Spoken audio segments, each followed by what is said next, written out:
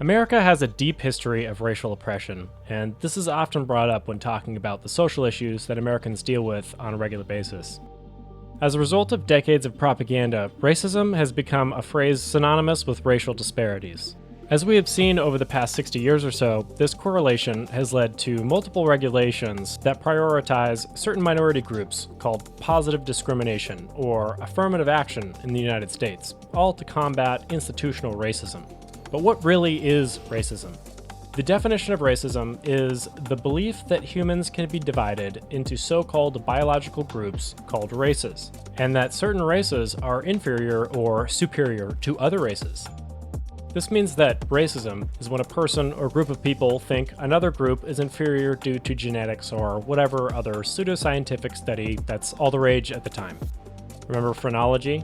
Yeah, we all know how that was used to promote racist ideologies.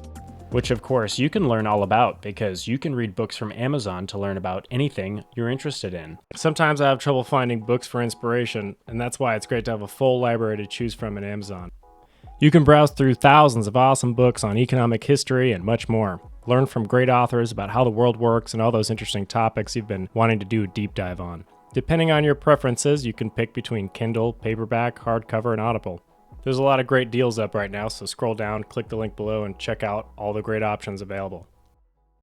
Racism in America was born out of slavery, not the other way around. White, Christian, Southern Europeans found it difficult to reconcile their beliefs that all people were created equal under God when they were blatantly enslaving so many Africans. So they came up with multiple ways to justify it by attempting to prove Africans were lesser people with pseudoscience, misrepresenting statistical or economic differences, or out of context texts from the Bible. This is what racism is. A blatant hatred or disregard for a group for unproven reasons, and that's it. It's a completely ridiculous ideology, and it's no wonder why so many people in modern Christian societies were so against it. Institutional racism is similar, but throughout government or private institutions. The full definition is discrimination or unequal treatment on the basis of membership in a particular ethnic group, typically one that is a minority or marginalized, arising from systems, structures, or expectations that have become established within an institution or organization. Institutional racism is the main reason we fought for the Civil Rights Act, because the government actually has the power to change and give everyone the same standing in the eyes of the law. It wasn't because of capital R racism, contrary to what many people believe, because we can't actually punish people for their personal beliefs, whether they're stupid or not. That would directly violate the First Amendment. So with that, let's get into how we came to live in a society that denies the purpose of the Civil Rights Act and accepts discrimination on a national scale.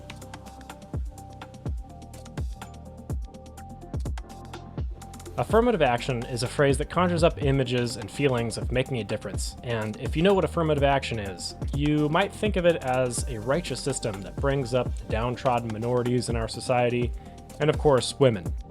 The opponents of affirmative action have often been derided in the media, declaring politicians to be outright racists for questioning the effectiveness of the policy. However, affirmative action goes by many names all over the world. Reservation in India, the NEP in Malaysia, and multiple programs all over Europe, and the effect seems to be the same everywhere it's implemented, a complete and utter disaster. The Civil Rights Act of 1964 was the beginning of America's widespread acceptance of affirmative action policies. At this time, most people were okay with the idea of equal rights and opportunities regardless of people's gender or race, but that wasn't enough for some people in the government. Directly after the Civil Rights Act, there was a subtle change in the meaning of civil rights. For many, the idea of equal rights included giving the power to the government to experiment with policies to equalize the playing field for Black people specifically. This interpretation of the Civil Rights Act is completely warped and literally added discrimination to the Constitution, creating a parallel set of rights in the name of cosmic justice, and many of the proponents of the Civil Rights Act went right along with it. Did they provide a good reason for this drastic change in policy? No, of course not. Their view of the problem was that it's a given fact that disparities are caused by individual and institutional discrimination, from colleges to the workplace. This view assumes that statistical variations are purely the cause of discrimination, and you can fix this statistical variation by simply forcing people to either hire or accept more of those people who are statistically lacking. In other words, those who are hiring are racist, and that is the only explanation. It's time to get HR on the phone. I guess those ladies have been doing minorities dirty. Anyways, let's assume you have a society, the American society perhaps, with 13.6% black people, 59% white people, 19% Latino people, 6.3% Asian people, 3% mixed race, and the rest American Native or Pacific Islander. You should be able to hire at least 13.6% black people in your company, right? However, this completely ignores the personal decisions of many cultures and groups based on a number of factors. Let's take a look at jobs held by different races and genders of people in America.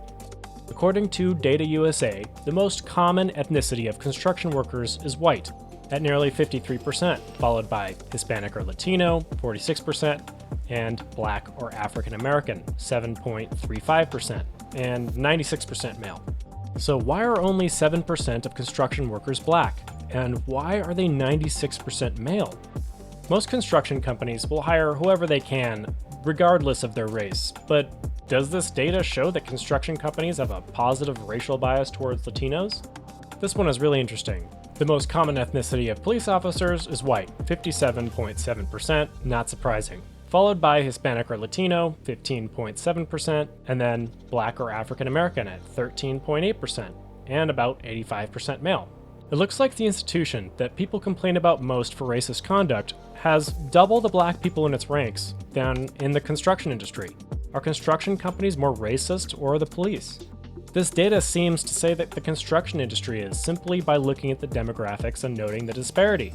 How about this one from the National Center for Education Statistics? The most common ethnicity of teachers is white, 79%, followed by Hispanic or Latino, 9%, Black or African American, 7%, and they're 77% female. Now, most people would say the school system in America is pretty anti-racist. I mean, they are the ones who are pushing for affirmative action in colleges the hardest. So that seems like a safe bet. So why are there only 9% Latino people and 7% black people in the industry? Oh, and don't forget it's 77% female. I thought female teachers and academic leaders were at least less racist than all of those male police officers. From this data, by using one of the approaches that the Equal Employment Opportunity Commission, or EEOC, used to determine discrimination, it looks like the most discriminatory industry is academia. It wouldn't be a revelation if this was true, from the quote-unquote anti-racist agenda that academia insist on pushing. But really, are there truly less black and or female construction workers because the industry is racist or misogynistic? Is academia really more racist than the police? Well, maybe that one, yeah. But no, the answer is, most of the time, that these groups don't apply as often to these jobs. Sometimes it comes down to a lack of higher education, especially in the case of academia, or simply work performance issues. You may think that because minorities are not provided with the same opportunities for a higher education, it makes sense that they would be underrepresented in academia, right? Well, obviously no. After many decades of affirmative action, black people have had the highest acceptance odds into most schools compared to other students with the same qualifications of any other group. Black people were, in the past few decades, many times more likely than other groups to be accepted into many universities, with Latinos being a close second, with odds ranging in studies from different schools from 1.13 black students per one white student to 1,115 black students per one white student for those with the same qualifications. No one is refusing to teach or attempting to keep black people, or any minority for that matter, from learning or getting higher education, especially with so many decades of schools deliberately accepting less qualified minority groups, of course, excluding Asians. Even after years of successfully and drastically tipping the scales toward certain demographics, many industries have kept the same or similar amounts of each group. There has been very little change in the demographics of workers and students over the past few decades, except maybe in the case of women, and also to a certain extent Latinos, because their population has increased. One big reason why things have not changed over the years is simply different levels of interest in the subject stated. Studies of mathematics preparation show large differences between ethnic groups, with Asians enrolled in higher mathematics courses the most, whites being a close second, and blacks the least. These disparities do not change much when family income is equalized or even tipped in the favor of underperforming groups. Kids from Black, Latino, and Native American families with average family incomes still score lower on average than Asian American children from incredibly poor families. No one is stopping middle-class black kids from taking math courses. These preferences follow people throughout their entire lives on into the employment market, affecting the ability to make money later in life. The kinds of subjects these people are trained in makes up a huge part of the reason why white people with the same amount of education as blacks make more money. Another good example is the female-to-male wage gap disparity, which has been debunked multiple times every decade from the 1980s all the way up to the 2020s, but it is still being used as a useful feminist propaganda statistic to convince people that women are being discriminated against. The wage gap does in fact exist. However, it's not surprising to see why when you look at the data. Not only do men simply work more hours than women, almost 1 hour more per workday in fact, which is honestly probably the biggest reason for this disparity, but it becomes more clear when you look at what men are interested in compared to women. Men are, on average, more interested in things, and women are more interested in people. This means more male engineers, mechanics, and scientists, and more female nurses, therapists, and teachers. You can guess which ones pay more. Men are also much more willing to do jobs that pay a premium because of the amount of hard labor and danger involved, with over 96% of construction workers being men, as we saw before. And the most dangerous jobs in the entire world, like logging, pretty much only being worked by men. As a result, men make up about 92% of workplace deaths. Men are also more likely to ask for a pay raise than women are. This is not some conspiracy to get women to make less money. They simply have, on average, different temperaments, interests, and standards when it comes to the kind of work and amount of work they're willing to put in. Countries such as Norway, Iceland, Sweden, Denmark, etc. persistently have the largest differences between the sexes compared to other first-world countries, even though they are the most encouraging of women to enter into traditionally male careers. This is often called the Nordic paradox. So it's completely understandable as to why women have continued to make less when measured as a whole, even though they perform better in school than men do, and are able to take advantage of affirmative action policies. While the workforce has not changed much, political leaders in particular have been an outlier, with more and more women and members of minority groups being elected than ever before. If this doesn't clearly show the growing acceptance of minorities and women and a decrease in individual discrimination, there is not much that will. Americans have literally shown their hand by voting in more minority groups to lead their government. As the acceptance of minority groups in particular grows among white American voters, the workforce and educational performance among these groups continues to falter, further proving that institutional racism is not the cause of these disparities and cannot be fixed by tipping the scales in their favor. So, to answer the big question, does affirmative action actually help underperforming groups with these ingrained cultural differences? Unfortunately, no. It did not help many of them at all, and it made the lives of everyone else harder in the process. And we could see this trend from the very beginning. 10 years before the Civil Rights Act, between 1954 and 1964, blacks in professional, technical, and higher-level positions rose by more than 100%. And even back in the 1940s, there were similar increases. These were huge milestones for the black community during a time of intense racial oppression. Ironically, the amount of professional and technical black workers rose less in the 5 years after the Civil Rights Act of 1964 than in the 5 years before. And the amount of blacks in management and administrative positions didn't rise at all for some years after as well. Black family income fell from the already low amount of 62% of the national average in 1969, well after the Civil Rights Act, to 60% in 1977, after over 15 years of affirmative action programs. This was all while other minority groups like Hispanic Americans and Asians had little or no change in growth, continuing to increase their income year by year, with no noticeable changes before and after the advent of affirmative action programs, except for Latinos by the late 1960s. Things have not gotten a whole lot better recently either. You would expect, if it was working after so many years, that the graduation gap between white and black students would have shrank by now. but it's still at about 20%.